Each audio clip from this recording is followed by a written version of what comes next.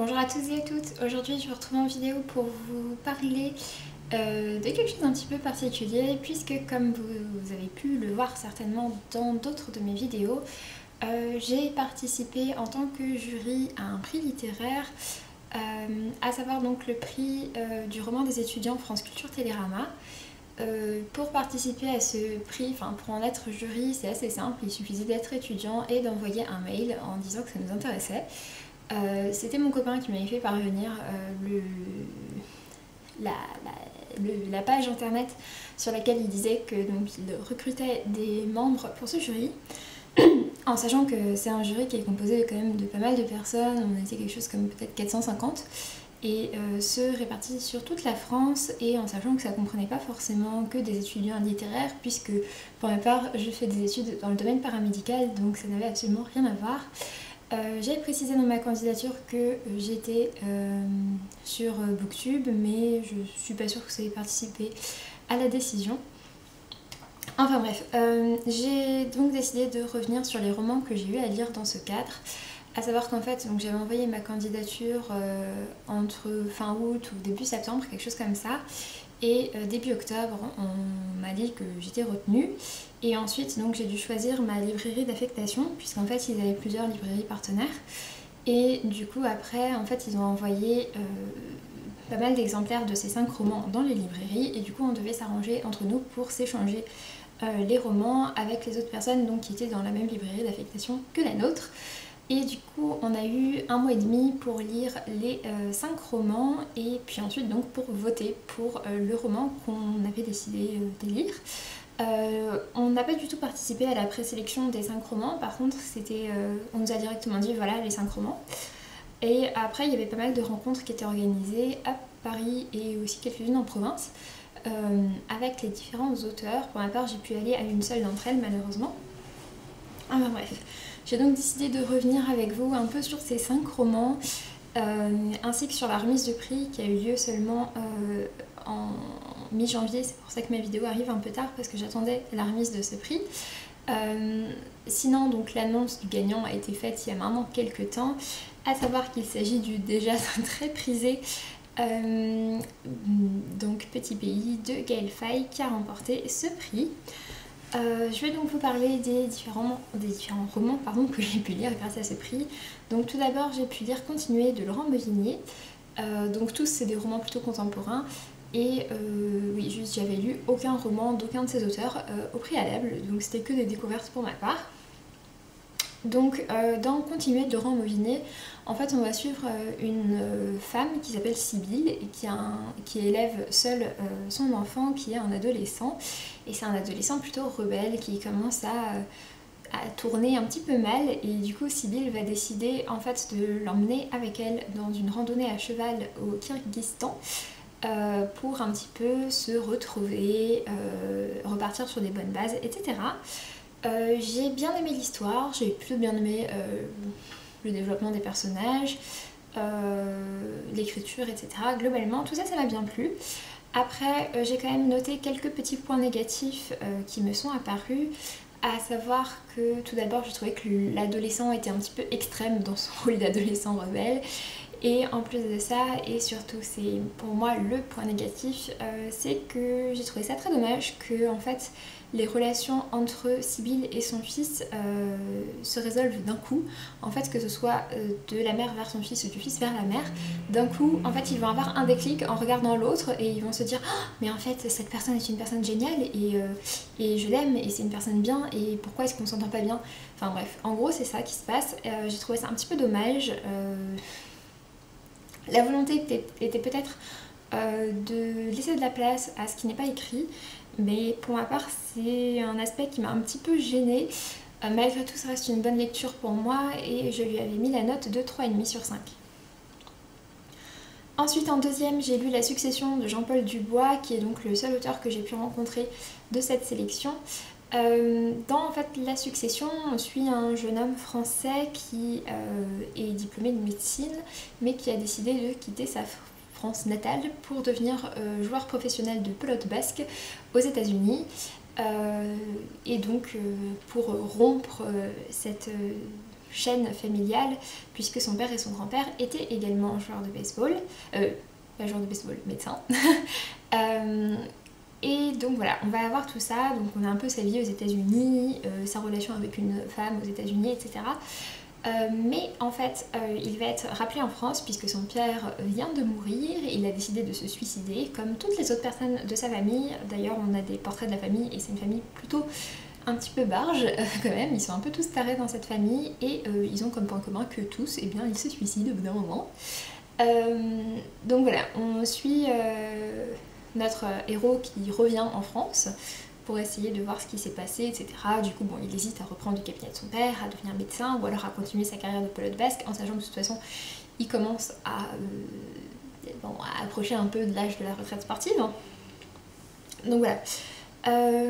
Globalement, en fait, ce livre, je l'ai trouvé assez faible et assez plat, à savoir que j'ai pas trouvé les personnages tellement attachants, j'ai pas trouvé le récit incroyable, j'ai trouvé ça assez plat.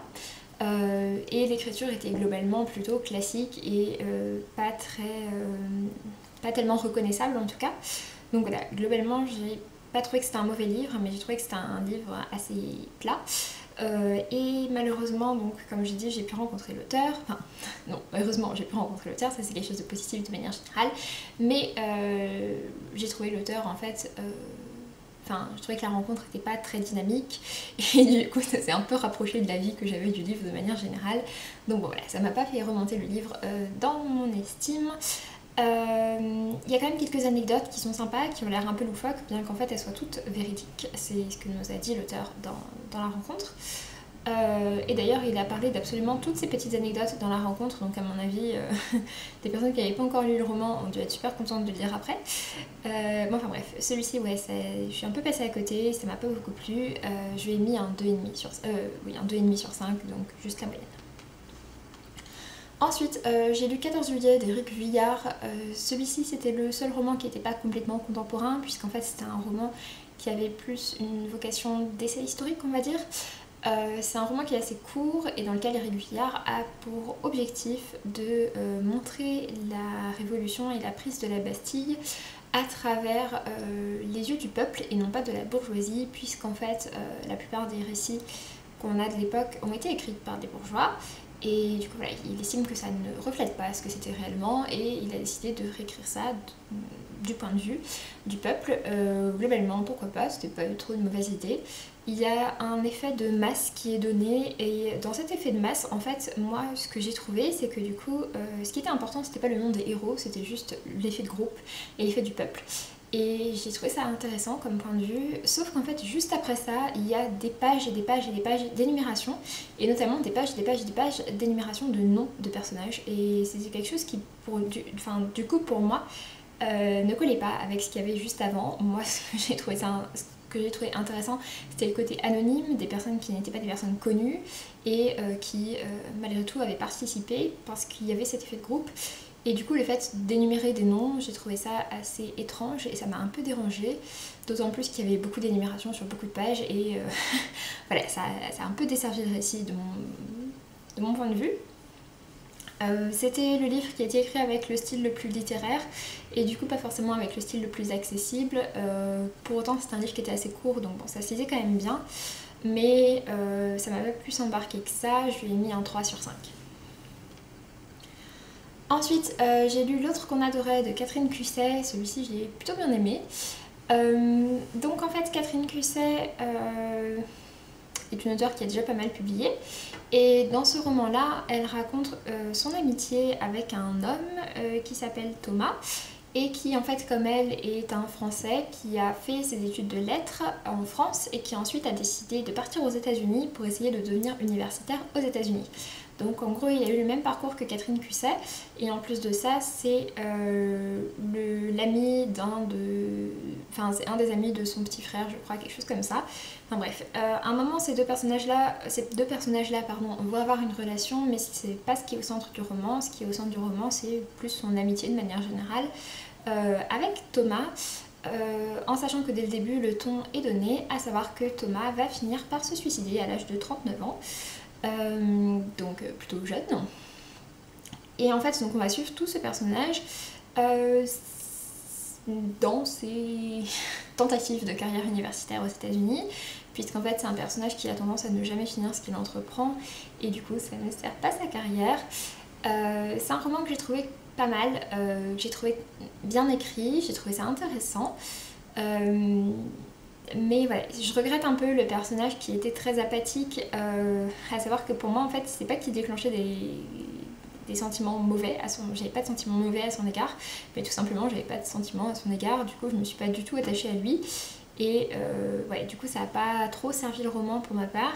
Globalement il y a deux critiques principales qui étaient données sur ce livre, à savoir donc le personnage qui ne plaisait pas à certaines personnes, ce qui pour moi n'est pas un critère pour dire que le livre est mauvais, et deuxièmement certaines personnes n'ont pas du tout apprécié la narration, puisqu'en fait Catherine Cusset parle comme si elle s'exprimait à Thomas, donc du coup tout le livre est construit avec un tu et donc une narration à la deuxième personne, et c'est quelque chose qui a beaucoup gêné les lecteurs. Pour ma part c'est au contraire quelque chose que j'ai trouvé positif et original, et ouais, je comprends pas non plus que ça puisse être utilisé comme un point négatif sur le roman, mais bon, un point pour dire qu'on n'aime pas le roman, je trouve ça un peu étrange.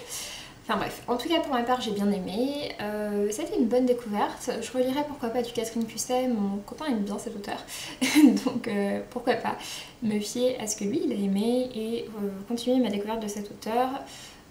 Mais voilà, j'ai plutôt bien aimé ce livre, je lui ai mis un 4 sur 5. Et ensuite donc j'ai décidé de terminer avec Petit Pays de Gaël Faye. En fait je l'ai recommandé sur internet, à la base il avait une jaquette bleue qui a disparu quand ils ont mis ce petit bandeau du prix Goncourt des lycéens. Et je trouve ça dommage parce que la couverture avec la jaquette bleue était beaucoup plus jolie que celle-ci, qui était en fait celle qui avait en dessous, mais j'aurais bien aimé avoir la jaquette, enfin bref. Du coup c'était le roman de la sélection qui me tentait le plus et c'est celui que j'ai décidé de lire en dernier. En fait c'est pas un roman qui est autobiographique, contrairement à ce que je pensais au départ, mais c'est un roman qui est inspiré des souvenirs d'enfance de Gaël Faye, son auteur. Gaël Faye est connu surtout pour sa musique, puisqu'il a publié pas mal, enfin il a écrit, composé, chanté pas mal de chansons. D'abord avec un groupe, enfin dans un duo qui s'appelait Milk, Coffee and Sugar, et ensuite en solo, tout simplement sous le nom de Gaël Faye. Et puis après il a décidé de se lancer dans les romans, à savoir que du coup c'est son premier roman, mais en fait il avait déjà publié notamment des pièces de théâtre qui ont été jouées et des nouvelles également. J'étais surprise de l'apprendre. Enfin bref, donc Petit Pays, du coup comme je disais, c'est inspiré des souvenirs d'enfance de Gaël Faye. On y retrouve un narrateur qui s'appelle Gabriel, qui est un petit garçon qui grandit au Zaïre, sachant que donc, le Zaïre est un petit pays d'Afrique centrale en gros, et c'est un pays voisin du Rwanda. Sa mère est rwandaise et son père est français je crois. Et du coup voilà, il est métis et du coup il grandit dans cette Afrique où il n'a pas le statut de noir, mais il n'a pas non plus complètement le statut de blanc, il a un statut un peu à part. Et il y a pas mal de souvenirs d'enfance, notamment avec d'autres enfants qui sont comme lui métis. Et ça montre ouais, toute une enfance très heureuse, plutôt nostalgique, d'un point de vue assez innocent de celui d'un enfant. Et j'ai trouvé ça vraiment, vraiment très bien et très touchant. Et ensuite, après, au moment de l'adolescence de Gabriel, il y a malheureusement donc le génocide du Rwanda qui va arriver. Et comme le Zaïre est un pays voisin, ça va forcément avoir de gros impacts sur le Zaïre et sur sa politique aussi. J'ai trouvé que c'était très bien abordé, c'est un livre qui apprend beaucoup de choses mais qui n'est pas du tout dans le pathos ou quoi, et j'ai trouvé ça vraiment formidable.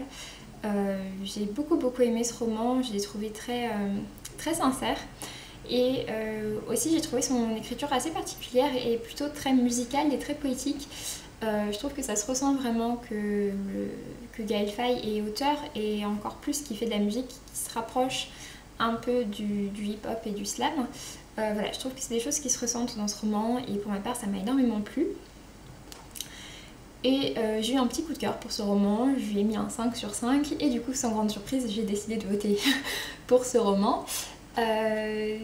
Et donc c'est le roman qui a remporté le prix, j'étais vraiment très contente de l'apprendre, surtout que ça s'est fait à 5 voix près seulement avec L'autre qu'on adorait de Catherine Cusset. dans lesquels que j'avais beaucoup aimé aussi, donc bon voilà. Je suis désolée, ça a coupé. Je vous disais donc que du coup j'ai pu rencontrer Gaël Faye puisqu'il était présent à la remise du prix qui s'est déroulée à Paris courant janvier, pas très loin de mon école. Et du coup j'ai pu lui faire dédicacer mon exemplaire de Petit Pays que j'ai racheté. Et voilà, j'ai eu droit à une très jolie dédicace qui est vraiment à l'image, je trouve, de la rencontre. J'ai trouvé Gaël Faye très accessible, très gentille, très sympa, et vraiment je trouvais que c'était une personne très accessible et complètement adorable. Je suis absolument ravie de cette rencontre, d'autant plus que j'ai passé un très bon moment à la rencontre avec toutes les différentes personnes avec qui j'ai pu discuter. Donc voilà, vraiment ça a été pour moi une très bonne expérience du début à la fin. J'ai pu rencontrer pas mal de lecteurs qui étaient également membres du jury. J'ai fait de belles découvertes au niveau des auteurs. Donc bref, pour moi ça a vraiment été une très bonne expérience et je vous la recommande, d'autant plus que ce prix, l'engagement pour ce jury était sur une période assez restreinte, parfois ça peut être sur un an entier. Là c'était pas du tout le cas et j'ai trouvé que c'était très sympa parce que du coup voilà, c'était plus détendu et ça m'a vraiment bien plu. Je participerai très probablement à la prochaine édition puisque le prix va très certainement être reconduit, c'était déjà sa 4e ou 5e édition. En tout cas pour ma part ça m'a vraiment bien plu. Si vous aussi vous avez fait partie d'un jury étudiant, n'hésitez pas d'un jury littéraire de manière générale, n'hésitez pas à me dire ce que vous en avez pensé et à me faire un retour sur votre expérience si ça m'intéresse.